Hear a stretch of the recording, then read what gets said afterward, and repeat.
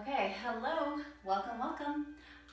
Today's practice will be a yin practice.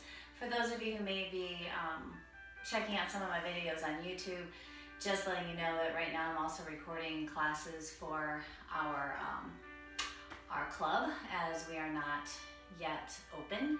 And so a lot of the recordings, unless I have time to do more, will be either yin or a combination of vinyasa, breath to movement, or movement to breath, and then settling into yin. So really quickly before we get started, I just want to say hi and thank you for tuning into some of my videos. This has been an extremely challenging process for me and definitely a learning process. So I really appreciate you subscribing and just tuning in. So that being said, today we are going to start practice in child's pose. So as I do like to say, occasionally you will hear the little beeping of my timer because I like to make sure that we're staying on track, especially when we do postures that move side to side in the body. We definitely want to stay even on both sides. So that being said, we're going to come into a child's pose. Now, some of you might really like a bolster behind you to tuck behind your knees, maybe a blanket to cushion your knees. You can take your knees nice and wide apart. You can slide your hips back and rest on that bolster or not. Putting the bolster there simply opens up the knee joints. And I want you just to slowly start to settle into this posture. Now, as I set my timer, I'm going to come out of the posture, but I want you to start to sink in. You might choose to have your knees really wide apart, maybe really close together. Arms can be extended out and relaxed, or they can be maybe draped down by your sides, and you just curl in for a moment. I'm going to suggest, as you settle into this posture, to think of, so close your eyes, right? Think of really trying to breathe into your back body. So I really feel that this is a constant state of practice in regards to our breath, right? So whether it makes sense to you to think of floating the back of your rib cage or expanding up through the back of your lungs, that's up to you. I will let you know when we're halfway through, because I know some people might even like to be down and have their head rest to one side. And that's fine as well. It gives your cervical spine a little twist. And like I said, if your head is to one side, in just a little bit here, I will let you know when we're halfway through. Again, I'm hoping you're sinking into the posture and not sinking into the posture, because I'm not in it. Otherwise, I am literally face smashed to my mat. So those of you who may have chosen to have your head resting to one side, I want you to ever so slowly rotate to the other side. It's really kind of lovely. Like I said, your head might be straight down or your head might be resting on the backs of your hands. But just coming into this posture, you may be also benefiting from a stretch on the tops of your ankles, compression of your knee joints, compression of your hips. You have another minute here. Let yourself really feel hopefully grounded, supported, and being present with your practice. That very gentle reminder that the present moment really is truly all we have. So if you can be present on your mat and not off of your mat somewhere in your head space, as we so often are, that all begins with our breath. Let's take another 30 seconds to reside right where we are.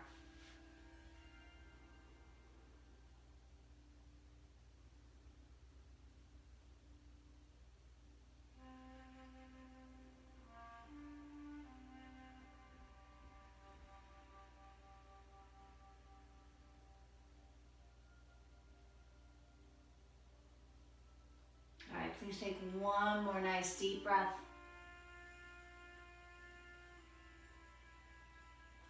And I really want you to take your time coming up, perhaps moving a prop out of your way, and allow yourself to be on your hands and knees. Now that might mean to very slowly press one leg straight back, releasing that compression from your knee, perhaps soften your head down. To feel in the spaces in between postures, that is one of the key components to this beautiful yin practice. Okay, so child's pose was a forward fold. Now we're going to come into a backward bend. We're going to come into Sphinx pose, really targeting the lumbar spine. So as you come into this posture, elbows are potentially underneath your shoulders, and you want to let your spine soften. Many of you know you might use a bolster to support your lower legs. You can leave your legs just hanging out relaxed. Maybe take them nice and wide, bend the knees, let your feet fall in towards one another. Kind of give yourself a little wiggle. And then many of you know, like this is like one of my favorite things, is to settle my head on a block.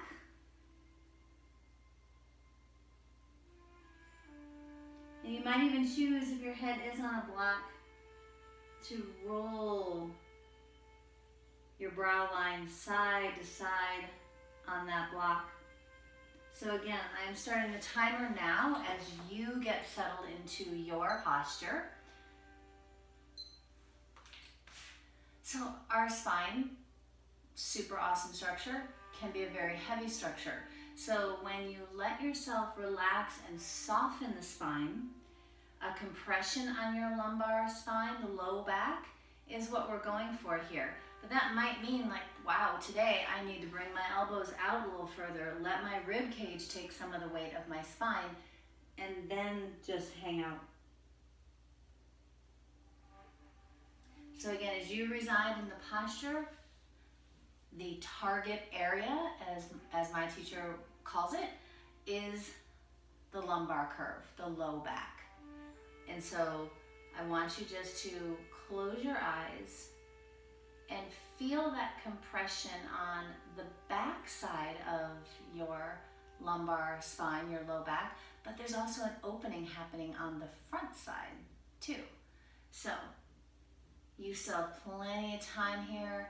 Those of you who know the variations or just want a gentle reminder of the variations, maybe you can come up into seal pose. I usually put my hands on my mat, so there's a little bit of a stickiness there. And you can press up, shoulders ease back. We soften our spine once again. You can let your head rest back. For some people that feels great. Or you can let your head relax down. Now today, pressing up into seal pose, no thanks. Little too much for the low back. A little over compression or a pinching sensation comes into my low back. Don't need that. So you still have a little over a minute here. Once again, I want you to try and breathe into those lower lobes of your lungs now. So think inhale, your belly presses away from your mat or the floor, and exhale, you feel your belly relax and soften. About another minute.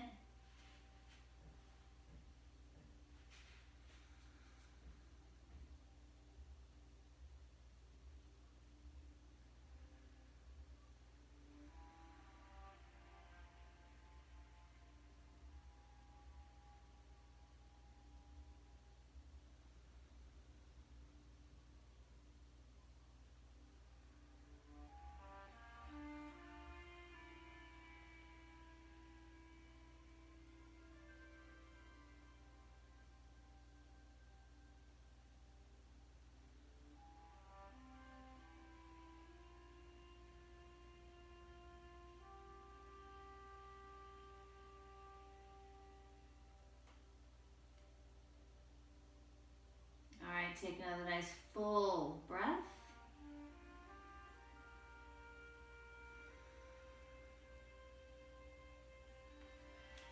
Please, please, please, ever so slowly, like just moving one part of you at a time. Lower all the way down. Feel that gentle release from that compression of your low back and rest. Again here, trying to be still. If your head is potentially moved to one side, you're going to take another full breath. And then maybe slowly rotate your head the other direction. Please breathe deep and rest.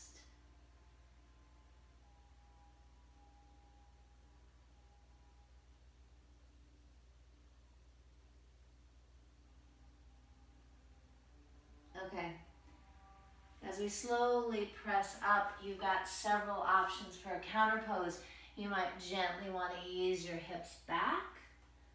There's nothing that says you can't add some movement. In fact, I often forget about potentially adding down dog. So if you want to be on your hands and knees and just kind of shift your hips a little bit, maybe you want that back body stretch and lift your hips back and up.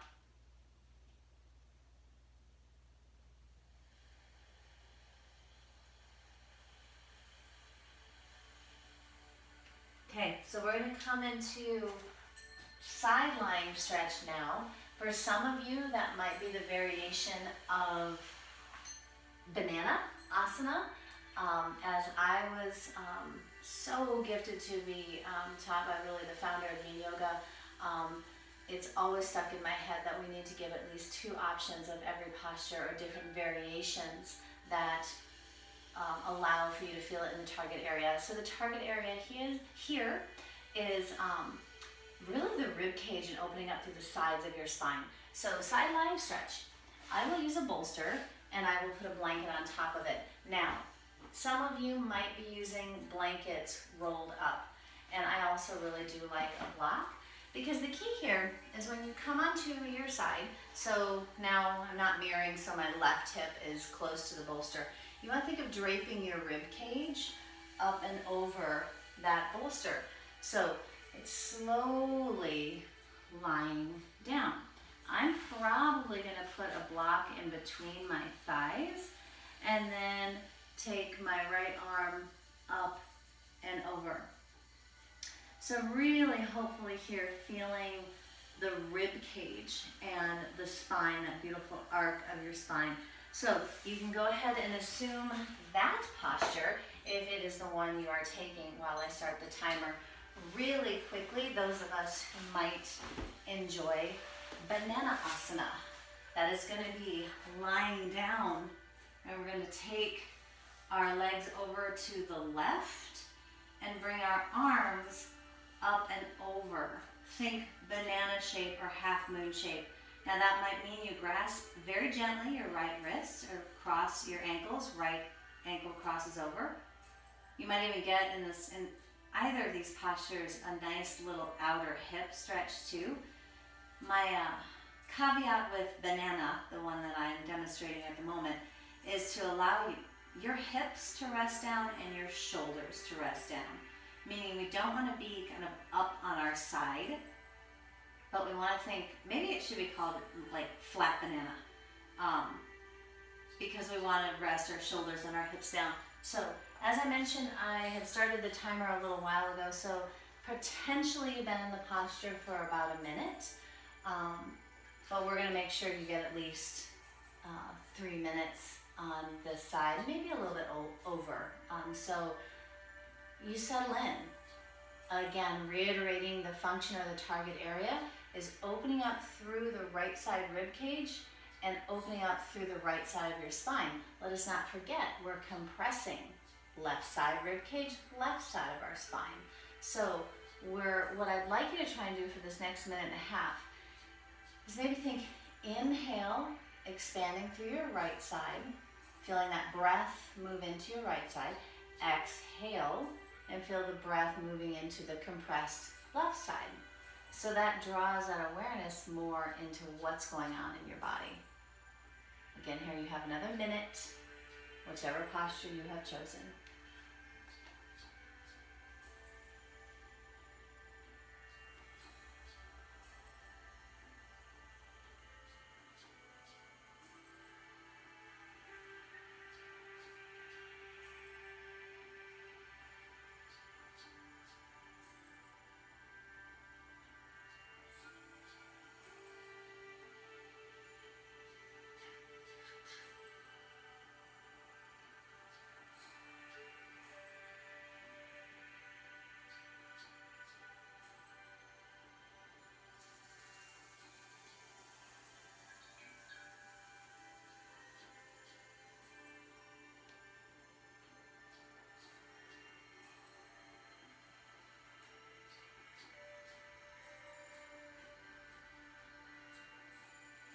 All right, so again, as you are just breaking this posture down or releasing from this posture one step at a time.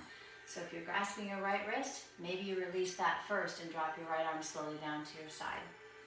Whichever posture you have chosen, I'm asking you, begging you even, that in between sides, you please pause. This is probably my favorite posture, to really feel like the extraordinary difference side to side in your own body. You might feel, or just like you can feel, like maybe your right side is feeling really expanded, stretched out, if you will. And the left side is like, wait, what's going on over here? I'm all compressed and jammed up, right? The feel, the rebound is so key. So please take another deep breath. I want to give you a few moments to allow for movement. If you're moving to the other side of your props for our lying down posture, or excuse me, side lying posture. So that would mean your right hip-ish. It doesn't have to be touching the bolster, right? You want to think of draping your rib cage over that bolster and then lifting your left arm up and over. Or banana, taking your legs over to the right of your mat or just on the floor. And just keep in mind, as I start the timer, if you're in the banana or either posture, what if you bring your left arm up and over and that just doesn't feel comfortable today? Then let that left arm come down to the side. It's totally fine. You're going for a left side body stretch here.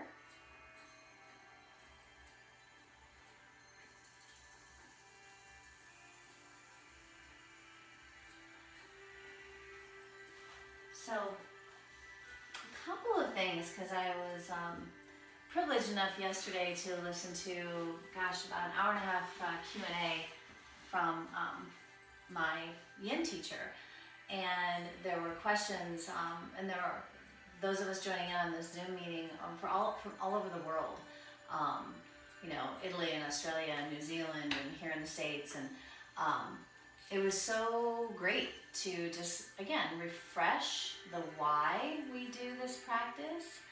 And also something that he brought to my attention that I think is really important and something I hadn't really contemplated that much is that, I've often said in classes, side to side in your own body, you can be very different. Maybe one side is weaker, one side's stronger, one side's more flexible, one side's not. You fill in the blanks. Just letting you know you have another minute and a half. This is why I have a timer, because I don't want to guess the time. But I think through this practice, when we get to know our own bodies a little bit more, we have a better understanding. We start to understand that maybe one side of the body does need a little bit more yin and the other side doesn't. So bearing that in mind, sometimes if you start to move through some of these postures on your own, and there's a great website I can recommend. It's just yinyoga.com. It's a nice refresher. You can always, I think, contact me via my site in regards to other reference points for this beautiful practice. But what I'm getting at here is that you might start to notice that, hey, one side only needs one set, but the other side needs 2 sets. Or one side feels really great with 3 minutes, but the other side wants more like 5 minutes. And so that's really getting to know your own body, what you feel is warranted for you, because it's different for every single one of us. Our daily habits, our routines, our thoughts, they all play a part in what we grip and what we hold on to physically. Please take another deep breath.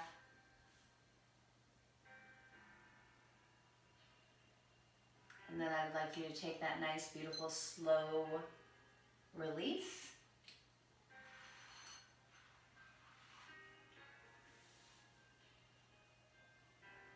We're going to meet just briefly in a seated position, so please take your time getting there.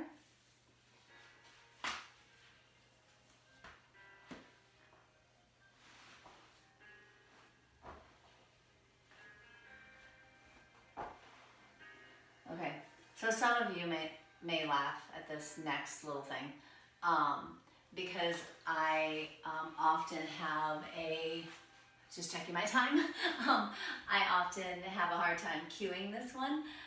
So because there are 5 different shoelace postures, so here's the thing. We all have different structures, bone structures, we are different. The tensions and compressions in our bodies are different. So shoelace pose. I like to come into it with a blanket behind me that I'm gonna sit upon, and I'm gonna bring my right knee behind my left knee. And then I'm gonna slowly sit back, so I'm sitting on that blanket. Okay, so the target area, despite the fact that we are compressing our knee joints here, is the hips and the outer hip area. So some of you might be like, this is not happening. There is, they're called all sorts of different things. I wanna say this is untied shoelace. Some of you vinyasa folks know this as double pigeon. If you see me in this posture, this is not good for me and my knees and my hips. So this is all the further I'm ever gonna go, meaning this knee is never gonna come down here for me. I am not a fan because all I really do is I feel very restricted in the hips, but when I close up that gap, if you will, kind of a tight shoelace, now I can start to feel it in my outer hip area. So please take your time coming into your posture. If you're thinking, no thank you, neither one of those works for me, then you can come into that swan pose, bringing your left leg forward, right leg back. The function still is the outer hip area. But like I said, some of you do know that I have an interesting time cueing this posture. In other words, as you come into it, please never force your joints to move into a place that does not serve you. I will also have blocks with me because I'm going to start to come into this posture folding forward, but I might start to slowly walk my hands forward and settle my spine, settle my shoulders. And for me, this is a great place to put my head. Some of us might take that block and put it up a little higher.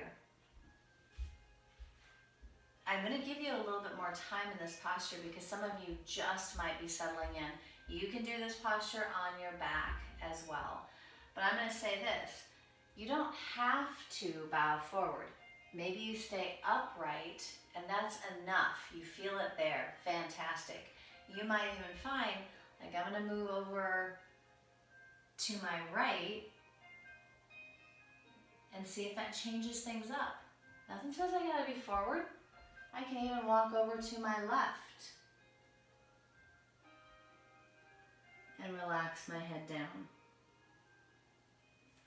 Goodness sakes, it is so okay for you to shift and move.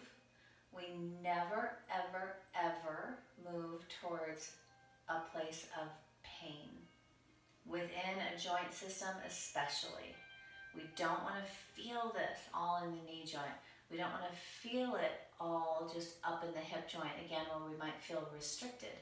There's more of a letting go process. And that letting go process can take time. It just takes time. So you still have time here, at least a good minute. And I want you to maybe wiggle your toes around. You can move your fingers. Just where can you just soften?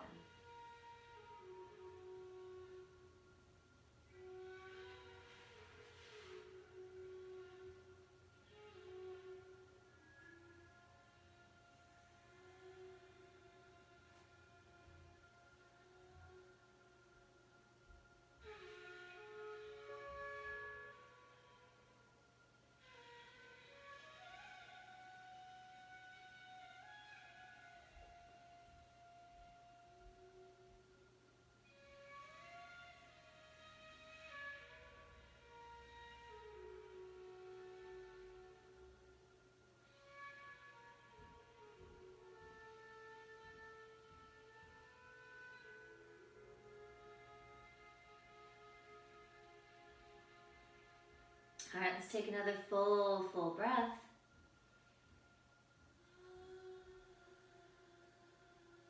And then I really want you to take your time. If you have bowed forward, slowly come up. Again, this is a personal preference. I like to literally pick up my left leg and then pick up my right leg. Take a moment, it's one step at a time.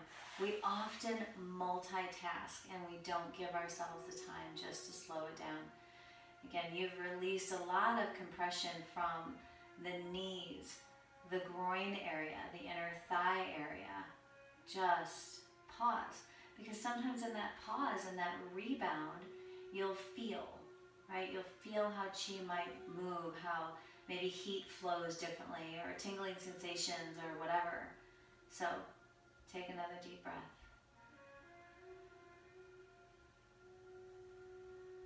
Then please take another deep breath.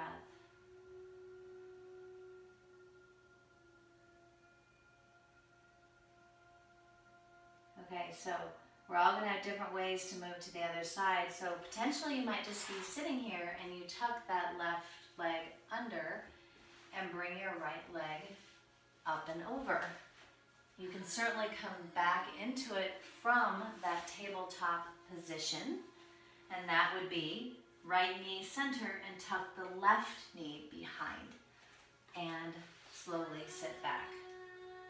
Now, again, please, just that gentle reminder, you might find your lower legs come out this way a little bit further. That's not happening with mine. They're not moving anywhere. You might find that you are in that untied shoelace. Again, very different compressiveness on the hips. This, no thank you. You could come into what's called broken shoelace. I didn't make up these names. Right leg can come in front too. I like to support, this is okay. I like to support my right knee and then maybe slowly start to walk forward. It can be a really good outer hip stretch and maybe even moving into some of those gluteal muscles. So feel free to play around with it. You still have plenty of time in this posture. So if by chance some of you have in your head that there's only one way, that's not possible. Again, the analogy that I really like to use is, you know, someone who is 5'3" versus someone who is 6'5". We have the same amount of bones in our body. We have the same amount of vertebrae in our spine. But how could we possibly do a posture the exact same way? Our bones are structured differently. So the beauty of well, there's so many beautiful things about yin yoga, but we're trying to free up our chi. We're trying to free up our energy flow. Paul was saying just yesterday that, again, so many of us come to this practice for physical reasons. We want more flexibility. We want more strength maybe, perhaps more range of motion, right? But then so many of us keep coming back to this practice again and again for how it makes us feel. He literally said yesterday that yoga will just make you a better person. And I love that. It's flat out. And what else he said, you know, it'd be very hard to get into a fight after a yin yoga practice, which I thought was great. Because a lot of the times, and even if it's a vinyasa practice or a really strong flow practice, you just have a tendency to feel more at peace, more at ease, more in harmony. And not all the time, mind you. You know, those of us that practice breath work and yoga and meditation and whatnot, doesn't mean you're not tense and stressed out some of the times too. But the harmony that we can feel and the connection that we can make with ourselves when we allow for this practice, we hopefully carry it off our mat.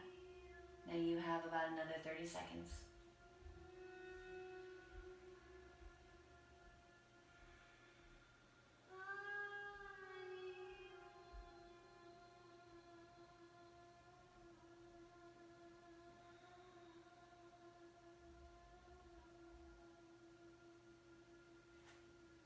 Another full breath.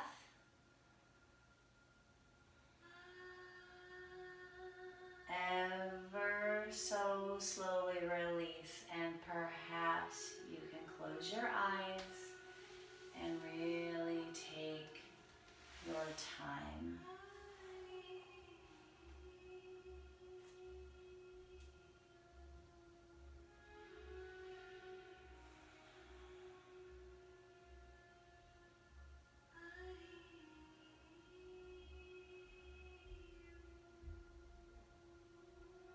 All right, so we're going to get into the beautiful quadriceps and hip flexors here. I'm going to recommend today a lunge. I really do like a cushion for my knee. I'm going to bring my right leg forward, grabbing some blocks. Remember, you can grab books. And I'm going to drag my left knee back a little bit. I'm not sure you can see that. But we want to maybe try not to be dead center on our knee, maybe more towards the top of that kneecap. And again, if this is not your cup of tea, I'm just going to give another. So half saddle is an option, but the lovely pontoon, and if that is what you're taking today, you're going to be lying back and putting a block underneath your sacrum, and you're going to be extending your right leg. I'm sorry. You're going to be extending your left leg, because I want to keep us on the same side. So either way, you're going to be switching sides, but you're going to be extending your left leg. And you can choose to hug your right knee into your chest, or leave that foot planted. You can swing the left leg out to the side.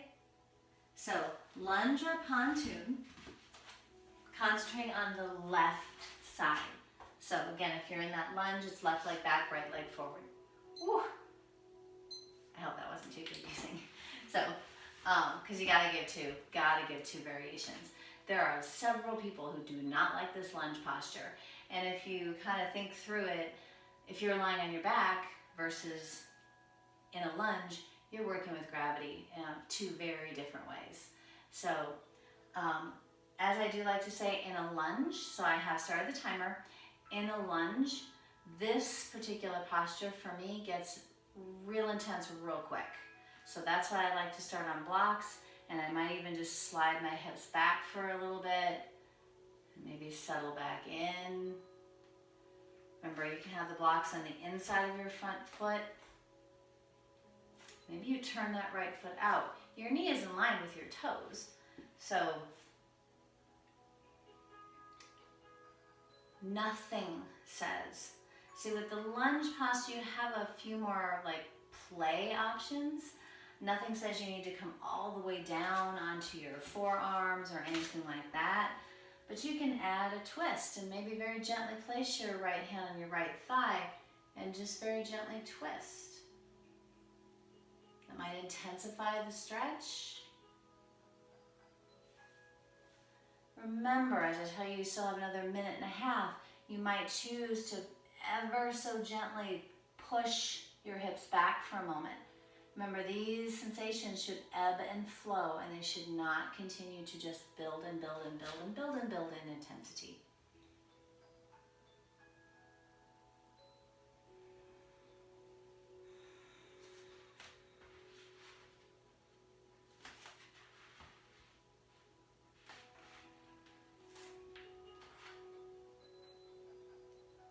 If you're in a lunge, your back toes can be curled under or flat. That does not matter.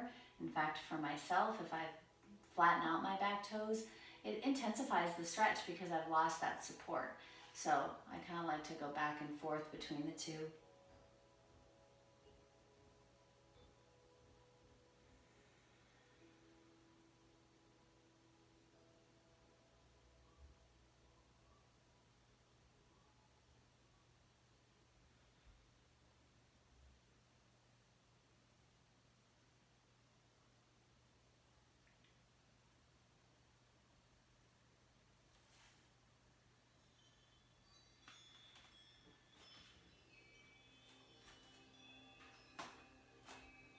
All right, one more deep breath right where you are. Okay, so here's the thing. If you're on your back, You might choose just to come into supported bridge and plant both feet down, or maybe lift your feet up towards the ceiling. If you're in a lunge, take your time. Slow, slow, slow, slow, slow. Press your hips back. You might really like that counter stretch of sliding your hips back for a moment and just bowing over your front leg. You can let that front leg relax. Just bow in.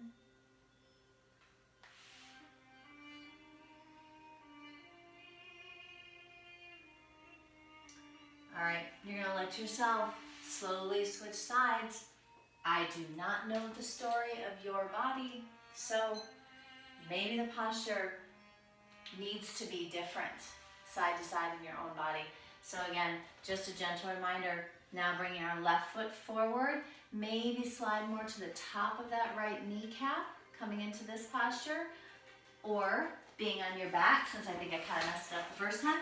Remember, the block can be at different heights. It can be a little bit higher or a little bit lower, and extending your right leg long. This is also a little bit of a back bend too. But the target area, hip flexors into your quadriceps. Left foot can be planted or hug that beautiful knee into your chest. Begin your variation. You've got a little over 3 minutes. I would like you to, if possible, close your eyes. Settle in. Let's see if we can just spend some time feeling what's going on. Make any subtle adjustments. And as you move through this time, through this present moment, understand side to side in your own body can be very, very different. And we're not going for, let's get into the deepest place we can, the quickest we can.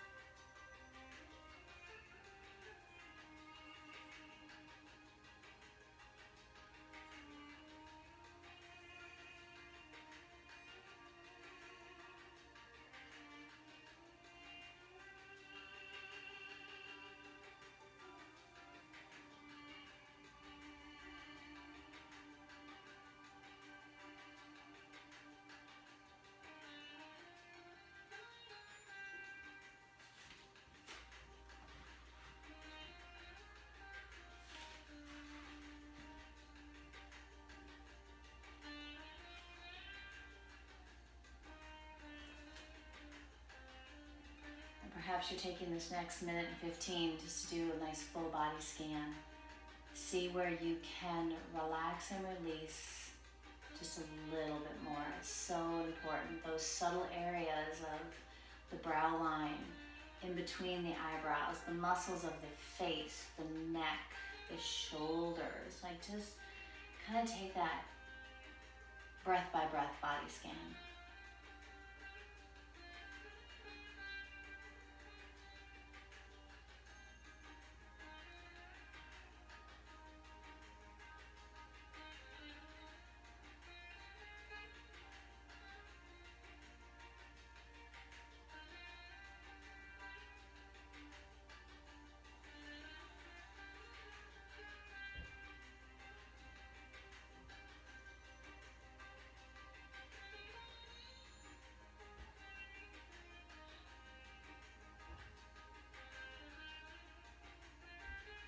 All right, lovely deep breath.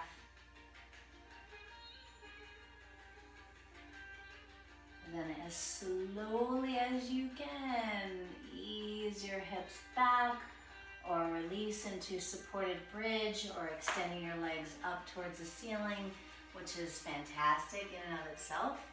Just please pause.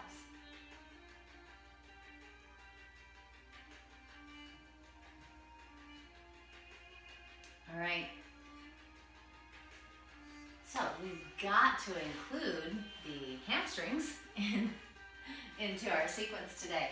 So Some of you might already know the 3 postures. It's inevitable for me to need to demonstrate all 3.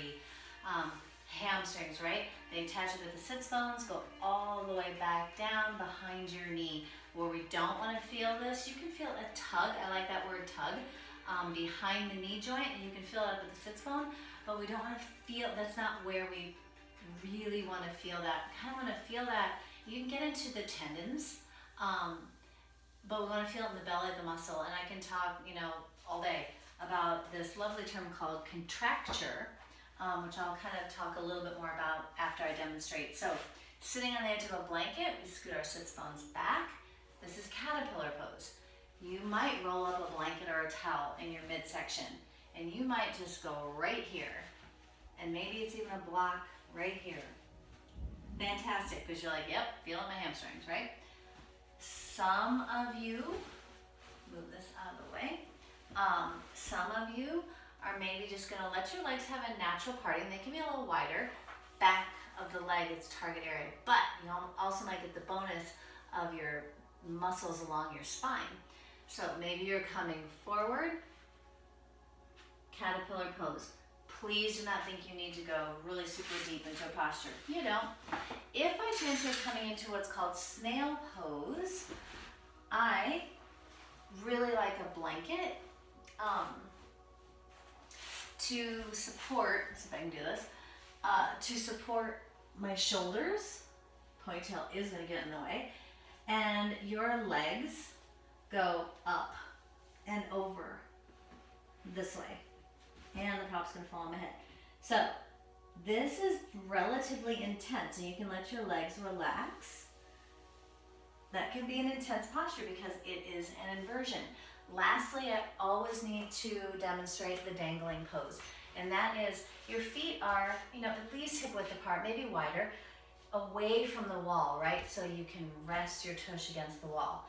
And you are slowly coming down. A lot of us are gonna like blocks for our hands. Maybe you're using blocks to rest your head on. Now, I haven't even started the timer yet, so coming into your posture, here's the thing. If you're in this standing posture, when you go to release from your time in your posture, I'm going to ask you to slowly slide down the wall. You can certainly come into a squat, which is great, or come out onto your hands and knees. I don't know how else to say it. Please do not stand back up, straight back up from that dangling posture. Come into your posture, and you might need to switch it up. I'm going to give us a little bit more time because I really think this posture, as they all do, but I think this posture deserves maybe a little bit more attention. So again, function, hamstrings, and perhaps you're getting that bonus of the stretch in your low back, maybe even along your spine. Settling in, and we never, ever move towards pain. And a lot of us are gonna go, well, I can go deeper than that, or I can go as deep as that person, or whatever. We get into our heads. This is why it's kind of cool. Maybe if you're just practicing with you, or maybe one other person, and it's a very small practice. It's a very individualized practice. Close your eyes and just think about what's coming up. Forward folds can be extremely calming to the nervous system. Where are you really feeling this posture? And can you send a little bit more of your attention and your breath to that space or to those spaces? So as I said, I was going to mention contracture. So, because often the thought process might be, well, we don't want to stretch tendons and ligaments.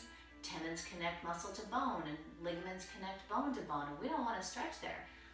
You're really not, that's why you don't want to feel it primarily in those tendinous or ligamentous areas. That's why I said, hopefully you've got a nice belly of the muscle stretch. That's connective tissue too. Or maybe you're feeling it along your spine, low back, massive amount of connective tissue there, massive. But if we don't at least allow for a little bit of that stretch into those tendinous and ligamentous areas, contracture happens. And that's where we can get extremely tight and stuck and fixed within those strong connective tissue areas. So I ask you, you are your own best teacher. You have another minute, a little bit longer probably. Is it becoming too much? Then back on out for a moment. You can always come back in, you've got time. Or maybe you're like, nope, we've been in this posture almost 3 minutes. That's cool, that's enough for me. Excellent, because you've listened to what you need at this time.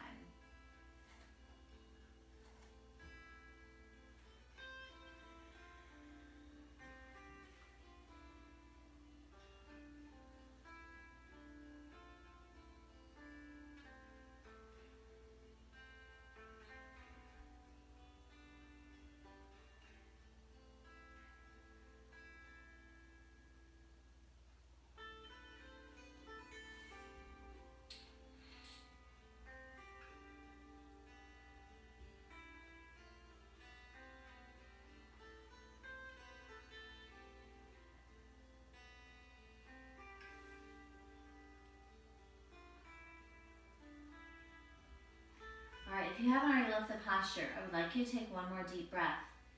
And then preferably leaving your posture with an exhalation.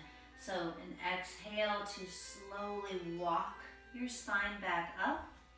If you're in a seated forward fold, if you're against the wall, again, you slowly lower into a squat or out onto your hands and knees. Oh my goodness, please pause.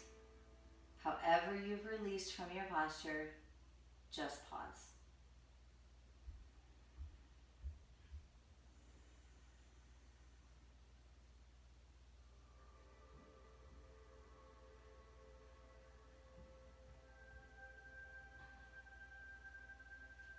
Close your eyes, let them be heavy.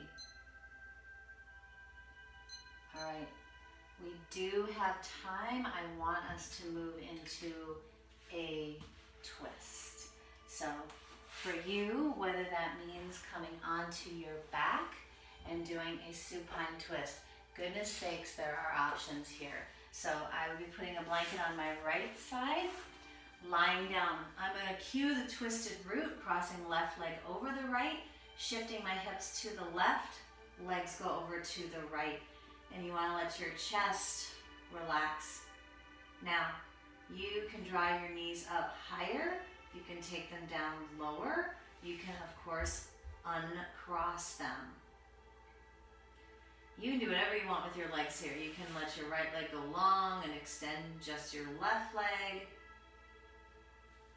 Already in just those movements that I made, there was a bunch of little snap, crackle, pops along my spine. That's just a release of fixation.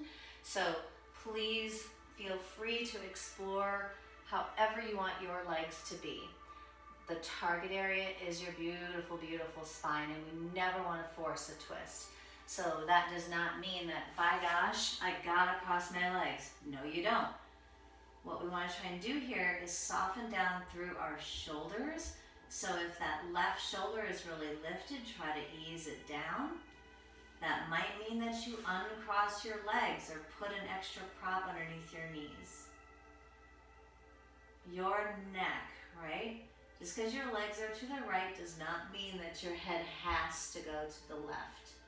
It does not. I usually prefer just to keep my head in a neutral position.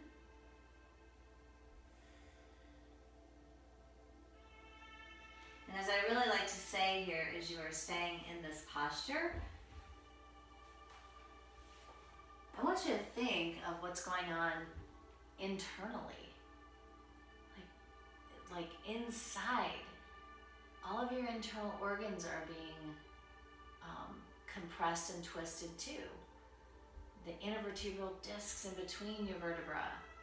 Man, spinal cord, just wow. You have another minute and a half. Can you breathe even deeper? I'm not asking for a specific pranayama, right?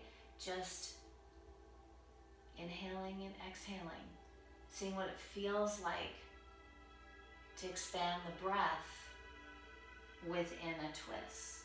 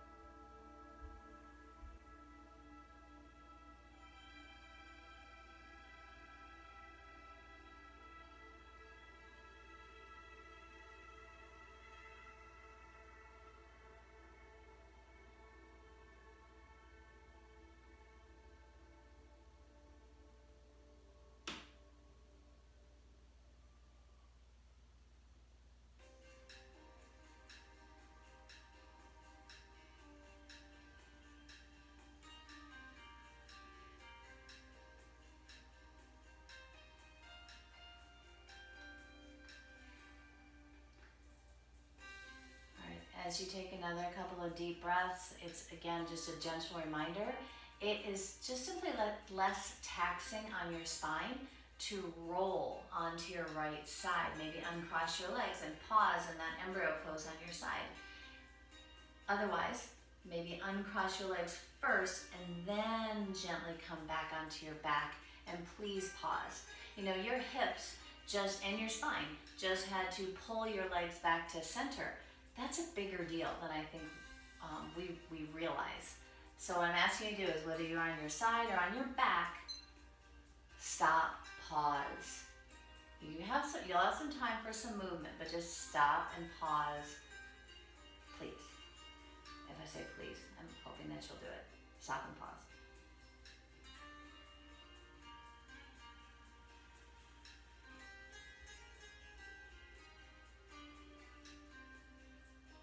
Now, if there is new movement you wish to create before you move to the other side, it might be very gently hugging your knees to your chest, or taking a full body stretch.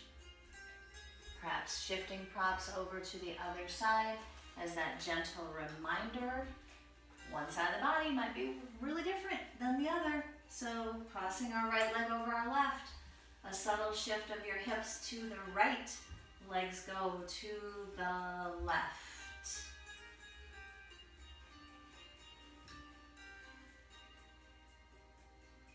Remember, your legs are however you want them.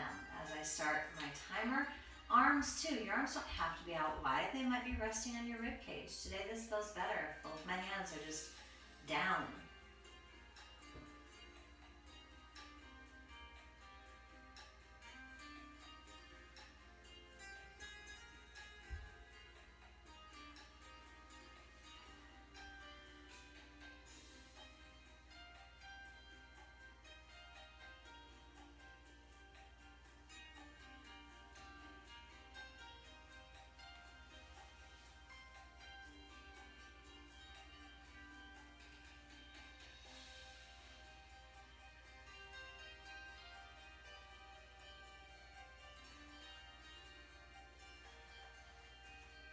Go inside.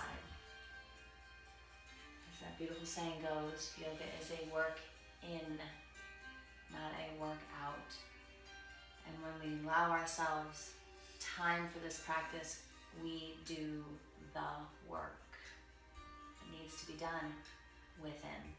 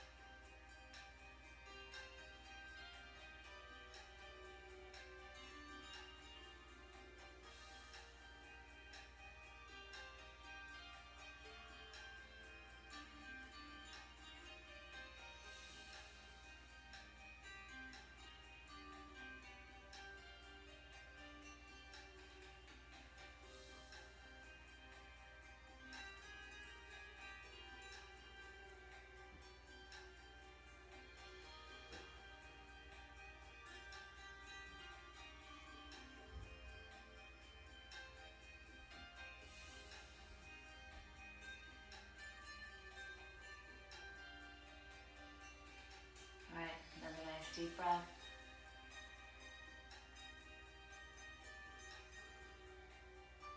Being kind, being gentle to your spine. Slowly, slowly release, whether that means onto your side or that means gently onto your back. All I ask is allow for that rebound to happen. And the only way the rebound happens is if you allow yourself to be still.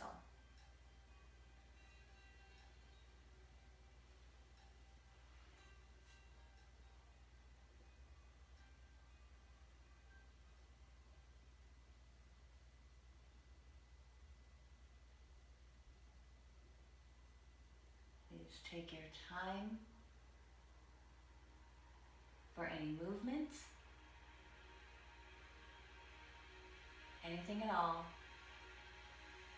And what we're going to do is come into Shavasana next. So I prefer myself not to rest just flat down on my back. I like to elevate my lower legs. Again, here, if you are elevating your lower legs, please allow for that support to happen so that your knees don't feel, the backs of your knees don't feel like they're being pulled on. And just go ahead and slowly lie down.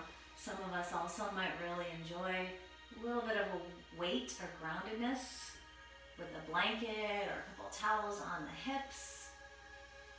And just relax. Now, here's the thing, I've said this in several other videos, you might want to take a moment and just tense and tighten up everything in your body and then let go. Sometimes we can truly get a little bit more of a relaxation response if we tense and tighten first and then let go.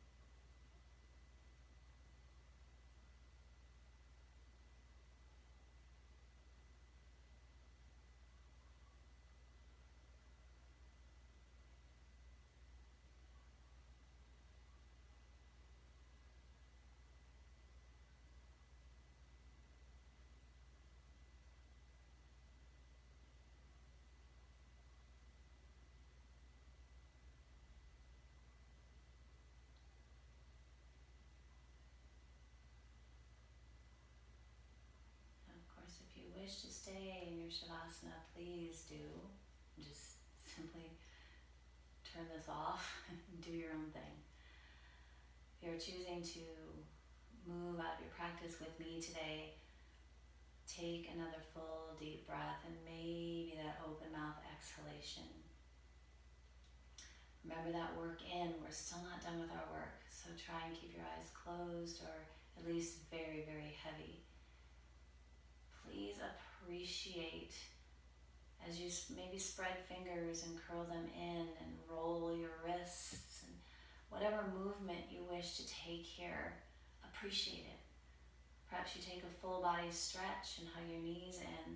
We're going to meet in a seated position. Those of you who are wishing to end your practice lying down, awesome. Totally up to you. It's how you end your practice. There's no right way. But what it is lovely to do is still be a part of this practice as we transition. You're still in the presence of your practice, in the present moment, right? So, whether lying down or in a seated position, you can place a hand on your tummy, a hand on your heart, or draw your hands into your heart center. Maybe press your thumbs into that heart center and you feel your heartbeat. Roll your shoulders ever so gently back and down, feel that lift in the space behind your heart. Soften through the sides of your neck, your tongue, your jaw. Let's take an open mouth exhale. Breath in. Open mouth, let it go. Again, breath in. When you're ready, let it go. And one more here, please.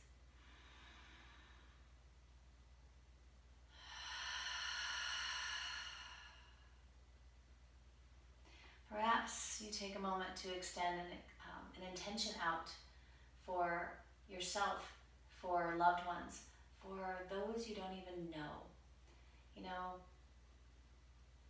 it's the little things we do that can make such a huge, huge difference in your own day and in someone else's day. So send out a thought of love, of light, of energy to anyone. Give yourself a moment of thank you as you still reside in your practice. Thank yourself for your time. It was time hopefully well spent, but it was your time. As always, it is a pleasure to be allowed to guide you through our practice. Thank you so, so very much. And namaste.